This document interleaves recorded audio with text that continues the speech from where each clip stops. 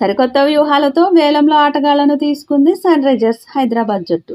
పటిష్ట జట్టుతో ఐపీఎల్ 2024లో బరిలోకి దిగి ఫైనల్లో చేరి త్రుటిలో కప్ మిస్ అయ్యారు.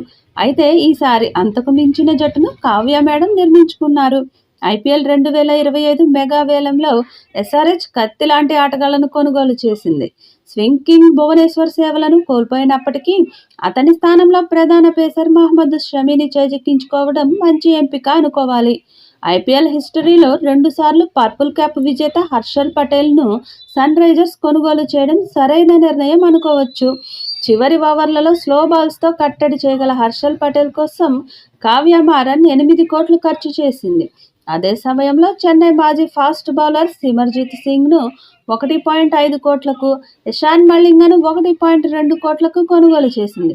ఇక మొత్తంగా ఎస్ఆర్హెచ్ తీసుకున్న ప్లేయర్స్ని చూస్తే మహమ్మద్ షమి 10 కోట్లు, హర్షల్ పటేల్ 8 కోట్లు, ఇషాన్ కిషన్ 11.25 కోట్లు, రాహుల్ చాపర్ 3.2 కోట్లు, ఆడమ్ జంపా 2.4 కోట్లు, అథర్వ తైదే 30 లక్షలు, అభినవ్ మనోహర్ 3.2 కోట్లు, సిమర్జిత్ సింగ్ 1.5 కోట్లు, జీషన్ అన్సారీ 40 లక్షలు, జయదేవ్ ఉనద్గత్ ₹1 కోటి, బ్రైడన్ కార్సే ₹1 కోటి, కమిందు మెండిస్ 75 లక్షలు, అనికేత్ వర్మ 30 లక్షలు, ఇషాన్ మలింగ 1.2 కోట్లు, సచిన్ బేబీ 30 లక్షలకు తీసుకుంది.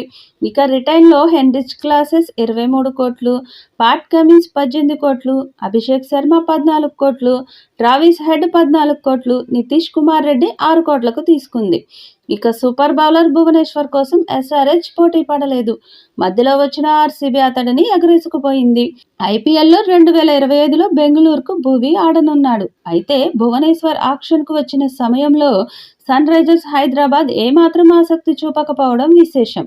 స్వింగ్ మాస్టర్ భువనేష్ కుమార్ 2011లో ఐపీఎల్ టోర్నీలో అడుగుపెట్టాడు. తొలి సీజన్లో పుణె వారియర్స్ తరపున ఆడాడు. 2013లో 13 వికెట్లు సత్తా చాటాడు. 2014లో సన్ రైజర్స్ హైదరాబాద్ భువీని కొనుగోలు చేసింది. హైదరాబాద్ తరపున 2016లో భువీ 23 వికెట్లతో చెలరేగి జట్టును ఛాంపియన్గా నిలపడంలో కీలక పాత్ర పోషించాడు.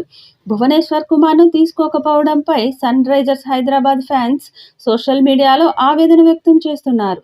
2024 ఏడాది కప్ మిస్ అయిన ఎస్ఆర్హెచ్ 2025లో కప్ కొడుతుందో లేదో చూడాలి.